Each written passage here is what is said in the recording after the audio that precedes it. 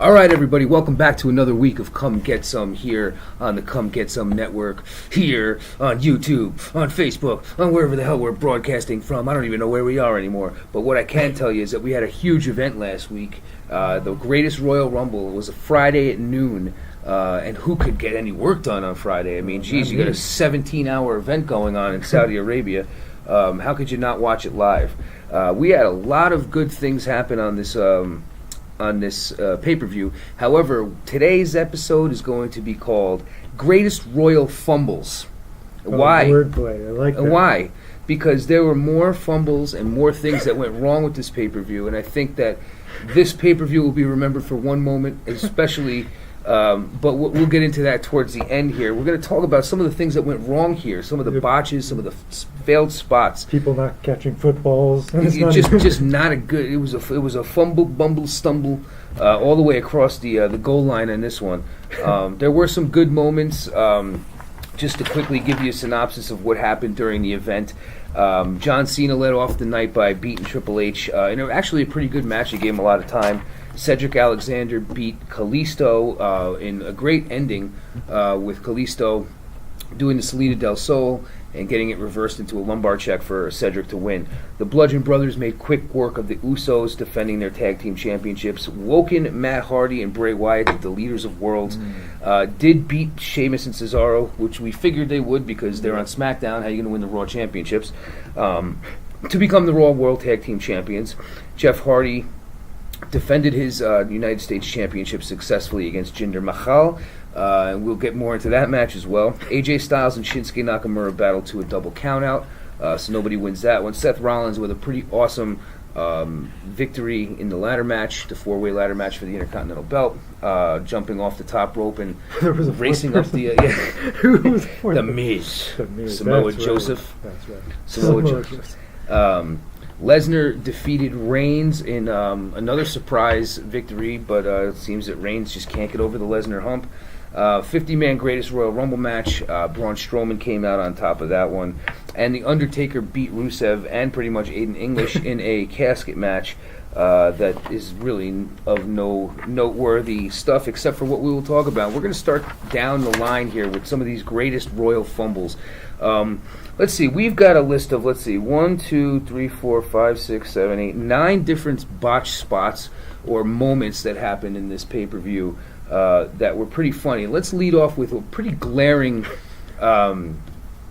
comment by Michael Cole when talking about something in the match, the Royal Rumble match. He did make note of the late, great Sergeant Slaughter, who is actually still with us. Very much alive. Very much alive. And what do you think Sergeant Slaughter would say if interviewed about this segment? I'm not dead, you puked. He calls somebody a puke. I'm still alive, maggot. That's right. Puke, maggot. How the hell do you do that? I mean, one of the things, I got to say, because they kept mentioning it throughout the show, because Michael Cole kept, especially during the Greatest Royal Rumble, he kept screwing up, and Corey Graves just kept saying, "Man, it's been a long day." I mean, this was a long show. I mean, it started at noon, and I don't think it stopped until between 5:30 and 6. I mean, it was really long. It was a long day.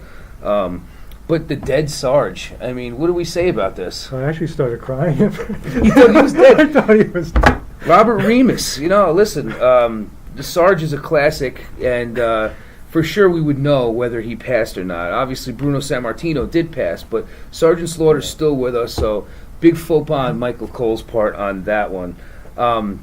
This one isn't so much a botch. It's just one of those things that happens during a pay-per-view and gets highlighted because it's a little unusual. I'm not sure exactly how it happened. I was figuring, in the Royal Rumble, a lot of people who've never wrestled before, like me, except I have been in an actual wrestling ring before, but the ropes, they're not really like ropes. They're actually like cables that are taped up. And they're really hard, and they don't have a whole lot of give. And when you see people training to be a wrestler, and the first couple days that they're wrestling, when they're hitting the ropes, they've got these insane marks on their back. So I thought maybe from trying to be thrown over the top a bunch of times and holding on, maybe Daniel Bryan had some kind of some marks from it. But apparently somehow during the match, Roderick Strong got to him. I don't know if it was with chops or whatever he did, but basically made Daniel Bryan's chest looked like chop meat. What did you think of that? Oh, I spilled spaghetti on my bare chest all the time. Same effect. Similar, right? Yes. That's how I cook pasta. Bare chest. I don't anymore because I was getting too many hairs in the sauce. But baboon's ass. Right here. Well, listen, it was pretty gruesome, but Daniel Bryan lasted an hour and 16 minutes in the ring. Royal Rumble. I didn't even last that long watching the show. Most people couldn't, man. Hour For 15? sure. It was it was pretty long, man. It really was. Nonetheless, though, Daniel Bryan, one of the smaller guys in stature, but one of the toughest guys on the roster for sure. Absolutely.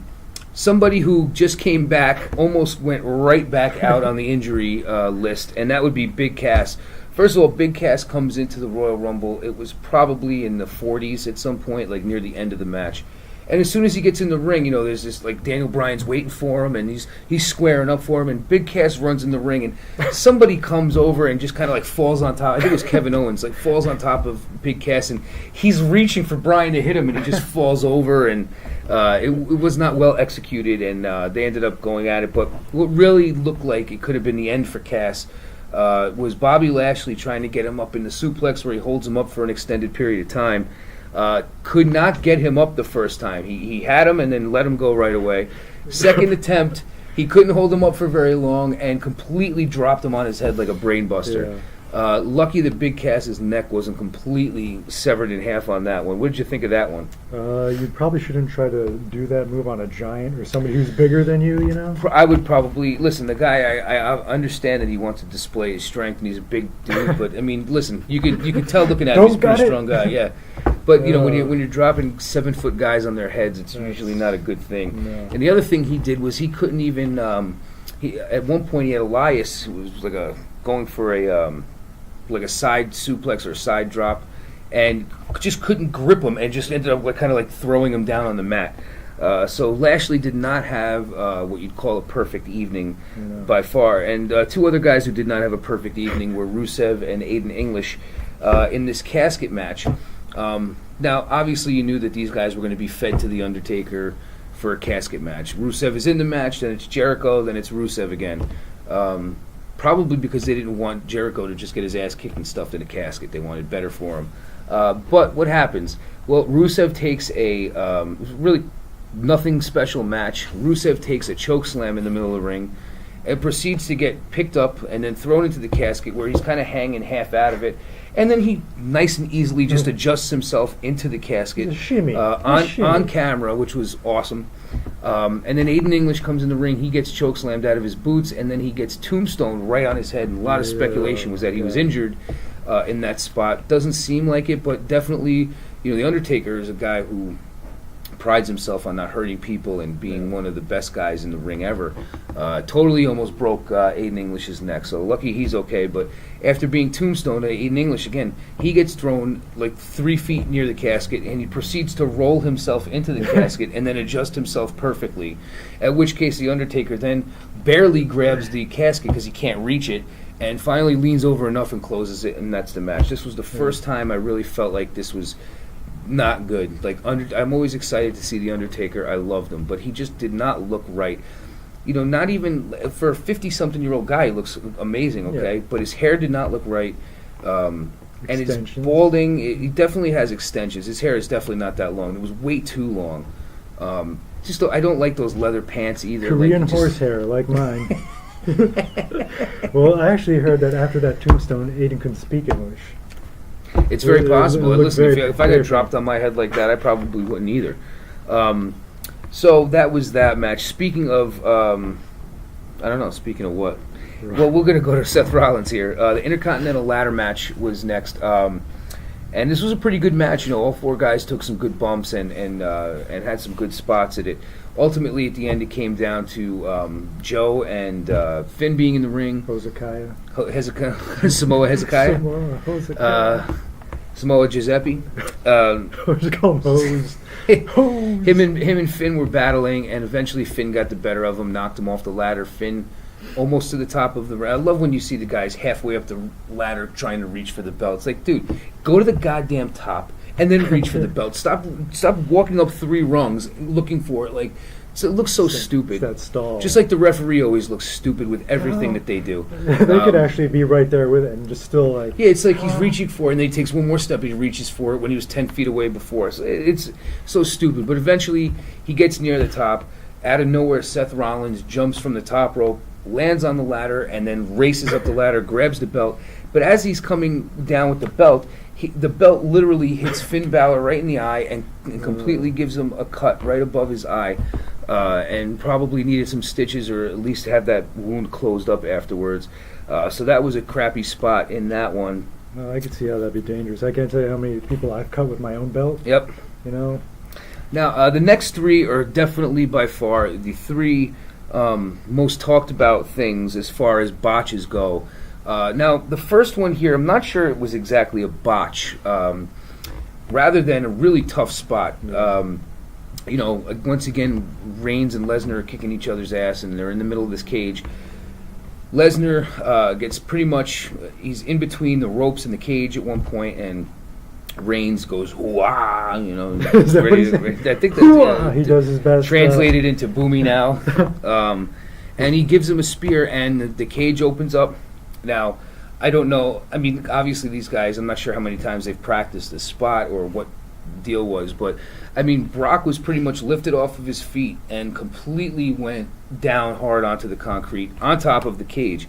Reigns pretty much DDT'd himself, similar to how Edge did against the Hardys in the TLC match, the first TLC match when he speared Jeff Hardy when he was hanging through the rungs there. But nonetheless, Reigns came down real hard and like jammed his shoulder. Also, kind of like DDT'd himself. Lesnar goes through the cage, hits the floor first. What did you think of that whole thing? There's no way that couldn't have hurt. No way. That was a rough spot for both of them. I mean, the way that Lesnar landed, you know, people were like, they kept showing Reigns. He was holding his arms. He was talking to a trainer, and I said, well, he could have easily separated his shoulder or hurt himself bad on that one. But man, watching the replays, I just kept looking at Brock. I mean, he was completely lifted off of his feet, and you know, there's nothing he could do, and he just took a big flat back bump right on the goddamn ground. It was rough, but obviously the guy can take it. He's a big dude. So I'm interested to see what happens on Raw this week because of the follow-up. After that, does Reigns get another shot? Were either of them legitimately hurt? We haven't really heard much about it since Friday. So, or if they bring Reigns down to the ring in a wheelbarrow. They might have to just pick his pieces up. You know, I just realized he should be dressing up like Scarface. Like Al Pacino. Yeah, Al Pacino. Sure. So that was, but the 2 biggest faux pas of the night we're going to get into right now. There was a United States Championship match between Jinder Mahal and Jeff Hardy. Wasn't a bad match, but you know, Jinder has a very limited style that he wrestles. It's more of like a powerhouse, holds, and kind of, you know, stuff like that. So wasn't the most technical match, but here we have a spot where Jeff Hardy is going for the Whisper in the Wind, which barely grazes you anyway when you hit it. Hardy gets to the top, he does his Whisper in the Wind flip, and Jinder Mahal is about 4 feet to the left of him. And Hardy completely misses him by far, and Jinder falls, selling the move. Now, at some point, you know, that's what happens. There's other matches where things like that have happened before, but this was bad, man. What did you think of this one? Yeah, I mean, at first I was like, is he trying to make it look like the impact of Jeff Hardy falling down? Kind of like an earthquake in the ring? Yeah. Like, I was like, what is he doing? But that was more, you know, not to point out, but like Jinder's, you know, faux pas more than... Well, yeah, the best thing he could have done was kind of like, maybe like... look at him on the ground. Act like he moved out of the way of it, or like... You know, gone after him, and then they could have he could have gone down and hit him, and maybe like said something to him, like do it again, something. Or if he popped up and he went like this, you know, something. Right, like anything. But he fell and sold it. It was almost like Batista a couple years ago. I forgot who he was in the ring with, but I think it was Mark Henry maybe. Batista did the Phantom fallback, which was pretty hilarious. But this was up there with the Phantom move. So Jinder, that's definitely, he wrote on Twitter, I believe, he wrote, I was playing possum. So good follow-up, I guess. You know, what are you going to say? You live and learn, let it go, and that's it. But one thing that it will not be let go, my friend, forever. There is the greatest Royal Rumble. It may be remembered for a lot of things, but it will absolutely always go down in history as the moment that Titus O'Neil slid under the ring. The live feed had him running down the ramp, and then they cut away to the ring, probably because they were anticipating his slide into the ring, and then cutting to the big shot of him sliding in. And, looks like when he got in the ring, he gave like 3 or 4 big kicks to people, so that was probably what he was supposed to do. That's what they were anticipating. However, he did not make it into the ring, and when the camera pans out back to the floor, all you see is Titus's right foot sticking out of the apron, okay? Now, I'm looking at this like, is he looking for a weapon under there? I had no idea. Now, Corey Graves is just laughing his ass off, and then they show the replay about 20 seconds after. And at first I thought, like, because he did something like this, he was holding a keg back in the NXT days. He was holding a keg running down, he completely fell, and the keg went flying. So I'm like, well, maybe this was a setup. But you can clearly see the guy hits right before the ring hits the mats on the outside of the ring, and all you could see is his foot just stumble. And my man, it's like a slip and slide in the summer, bro. Yeah. He just face plants, slides right under the ring completely to only where his right foot is sticking out. Now this absolutely is Shockmaster territory here. What do you think?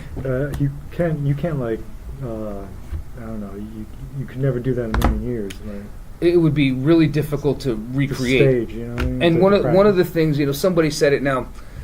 Santino Marella, who's an ex-wrestler, said that if he fell another couple inches, there's a bar that he could have hit and would have killed him. But somebody had said something like, "What if it was Raw and they have that video screen there instead?" Now, now the difference is the video screen is on the hard camera side; it's not on the entrance side. However, if the thing was there, that probably would have hurt.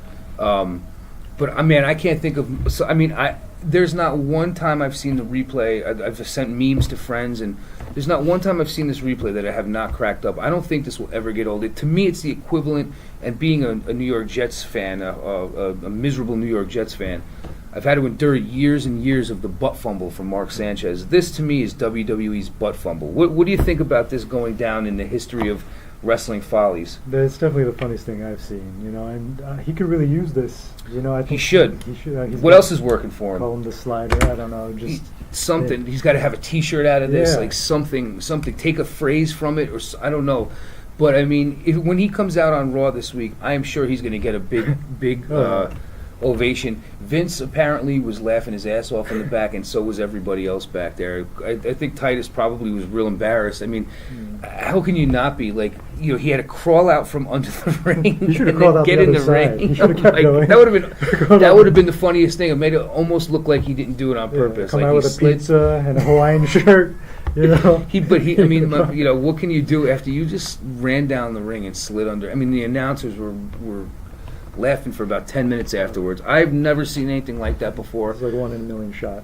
I thought it was funny. They tried to. Mike Kanellis came out and he walked into the ring and he got eliminated right away. So I think that was their chance at trying to make history of the quickest elimination, even though it's been done a few times before. The Warlord, Santino Marella. But I mean, Jesus Christ. Titus O'Neil falling was the greatest thing I saw that day by far, and I think that will be what is remembered from this event forever. It was $200 million they got paid, and that was like the best thing. That was worth the price of admission right then and there. So that was the greatest Royal Rumble, and those were the greatest Royal Fumbles. First edition of the greatest Royal Rumble, and it went down in history for sure, my friend. What are your final thoughts about this huge event that took place in Jeddah, Saudi Arabia? I'm still thinking about, I still take away the slide. I think he should start selling sliders. That should be his... little hamburgers. That should be his finishing move. He should get the guy down on the ground and slide, and, like almost like a seal. But either way, funniest thing ever. If you have not seen this yet, get out from under the rock you're under and check it out on YouTube. Check it out anywhere. Go on the WWE Network. Just fast forward to the 39th entrant. It's well worth it. I cannot wait to see. They're going back to Jeddah, they're going back to Saudi Arabia in November. So I cannot wait to see who falls or hurts himself next. But that's all we've got for you guys this week. We hope you enjoy this episode. Follow us, like us, do whatever the hell you want, share us, whatever you want to do. Just not with the other women, because we're both happily taken. You understand what I'm saying? But anyway, For Professor Chewie, I'm Dr. Rips. We will see you guys with another stellar episode soon of Come Get Some! Fist.